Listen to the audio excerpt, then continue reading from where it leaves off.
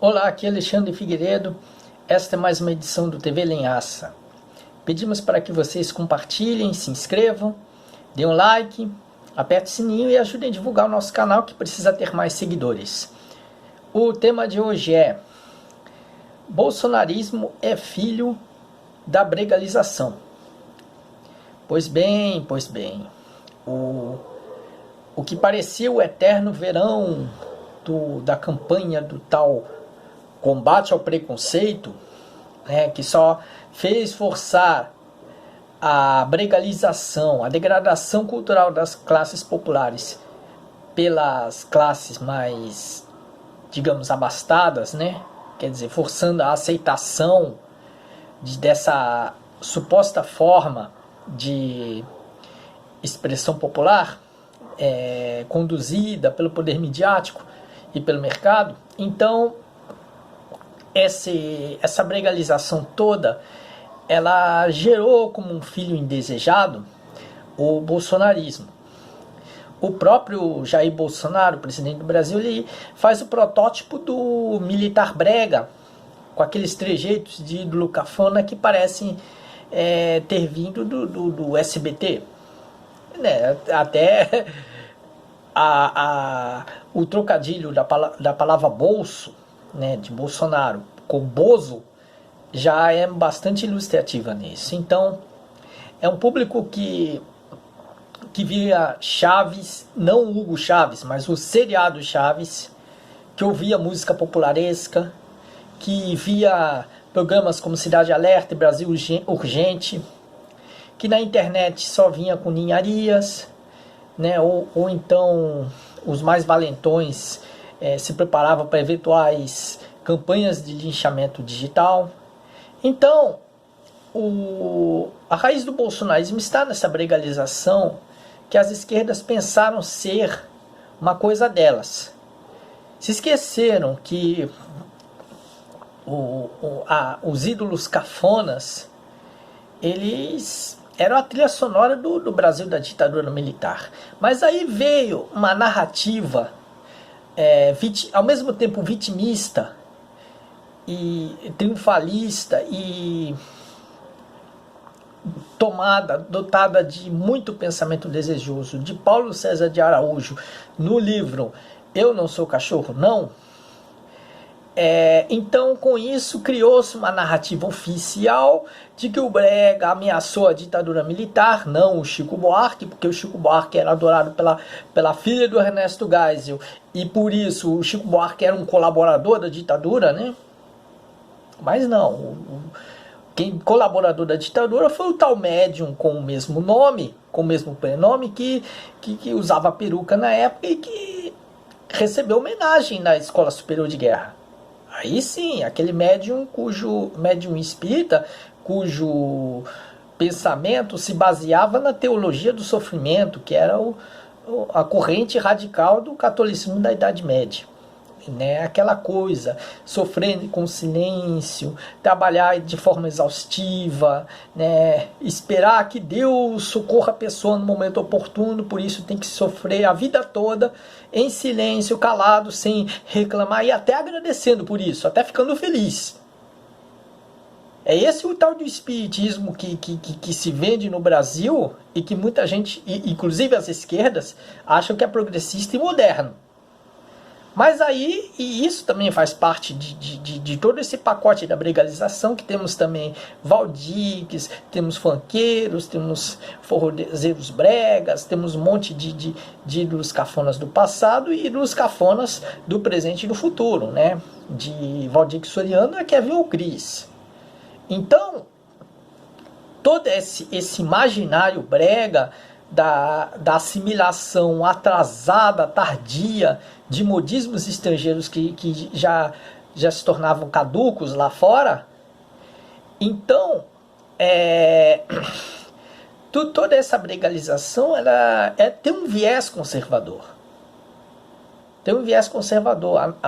A narrativa de Paulo César de Araújo, cheia de pensamento desejoso, como uma teoria conspiratória, porque o livro Eu Não Sou Cachorro Não é uma teoria conspiratória em forma de livro, em forma de tese acadêmica. E, e por isso ele tem um pouco de fake news. Também tem um pouco. E aí essas fake news prevaleceram no imaginário das esquerdas, que não perceberam que nas redes sociais quem mais apoiava a legalização era o pessoal, os jovens mais reacionários. Vi gente radicalmente defendendo o funk numa comunidade de Florianópolis. Em Jurerê Internacional, ninguém fica ouvindo bossa nova, não ouve Clube da Esquina, não ouve rock progressivo, não ouve música clássica. Jurerê Internacional, que é uma área de riquinhos, lá na minha terra natal, Florianópolis, e olha que eu vim do contrário, eu vim da periferia de Florianópolis, lá pelo bairro de Estreito. Eu vim do bairro de Estreito, né? Que já não ficava na ilha, era uma região mais, digamos, de classe batalhadora, trabalhadora, né? Tudo mais. Eu não sou da chamada elite florianopolitana, né? E aí, em Jurerê, o que o pessoal ouve? O pessoal ouve funk, ouve axé, ouve o tal do sertanejo universitário, né? Toda aquela breguice, né? E isso derrubou toda aquela ilusão das esquerdas de que a legalização musical era uma coisa de gente libertária, de gente esquerdista, progressista, né, que ia tocar Eu Não Sou Cachorro Não, como se fosse a maior música de protesto feita na toda a história do Brasil, achando que os funkeiros, antes de escrever suas letras, liam a obra de Gregório de Matos. Se o som do forró brega era americanizado, é porque eles estavam lendo o Manifesto Antropofágico de Oswald de Andrade. E se o sucesso de El Chan incomodava, é porque era corta-jaca da Chiquinha Gonzaga com todas as partituras, o Cauadã escrevendo partituras da maneira da Chiquinha Gonzaga no passado. É um bom etnocentrismo, que é a intelectualidade bacana, a nossa maravilhosa inteligência, considerada por muitos a melhor intelectualidade do Brasil.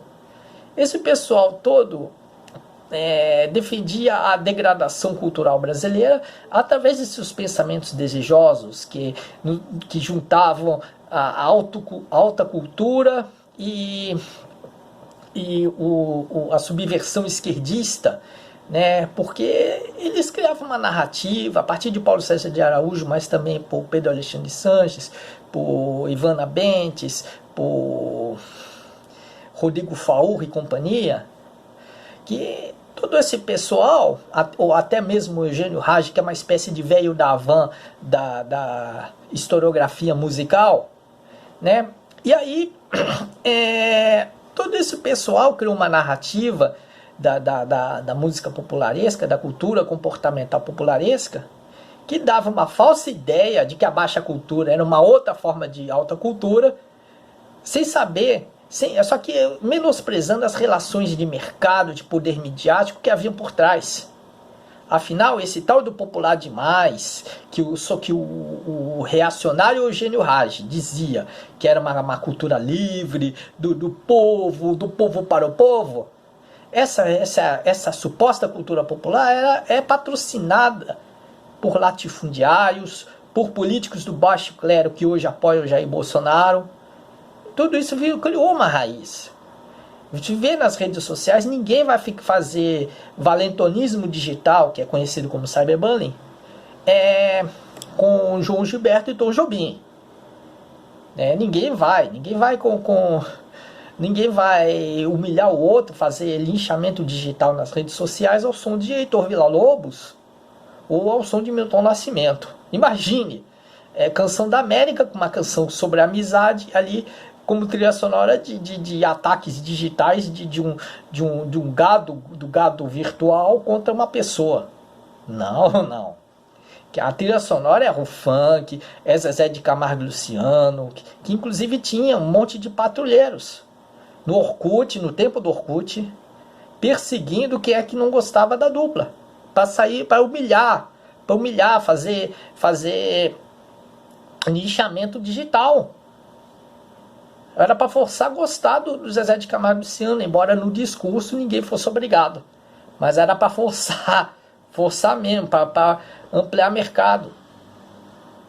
E enquanto isso, na Carta Capital, na coluna do Pedro Alexandre de Sanches, ali Zezé de Camargo e Luciano vendia uma imagem de humanistas, de esquerdistas, de libertários. Não dá para acreditar. A relação umbilical entre o popularesco e o reacionarismo político ideológico já existia há muito tempo. E só se tornou mais evidente agora, quando a quase totalidade dos ídolos brega popularescos passou a aderir a Bolsonaro, a Jair Bolsonaro, decepcionando toda a intelectualidade que pensava que todos eles eram bolivarianos, eram libertários, marxistas. Teve blogueira de esquerda exaltando o cantor José Augusto, que em 2018 expressou seu voto a Jair Bolsonaro.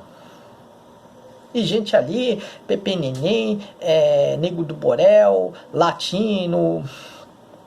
Provavelmente Valdir Soneno, se tivesse vivo, também teria optado por Jair Bolsonaro. Então, tanta gente ali. Ou um falso esquerdismo de Esteujo Choró, que meio que a contragosto foi votar por Haddad, mas assim, quase que pela falta de outra coisa para escolher, né? Só para não queimar o filme votando em Bolsonaro. Mas sem também uma convicção, é quase que uma má vontade mesmo. É aquela coisa, não tem tu, vai tu mesmo. Pois é, então, e aí se observa que o perfil da degradação cultural ele cai muito bem nesse terraplanismo dos 300 pelo Brasil, dos bolsominions, aquela irritabilidade, aquele jeito ridículo e enviesado de compreender o mundo. Tudo isso, toda essa degradação cultural que gerou tanto terraplanismo, uma obsessão pelo lazer vazio e sem proveito, pela diversão obsessiva, assim, sem que acrescentasse alguma coisa para a vida das pessoas. Então, essa idiotização cultural, ela tanto existe na bregalização quanto existe no bolsonarismo, o que significa que, em muitos aspectos, os dois se juntam. Então, um ocorreu em função do outro.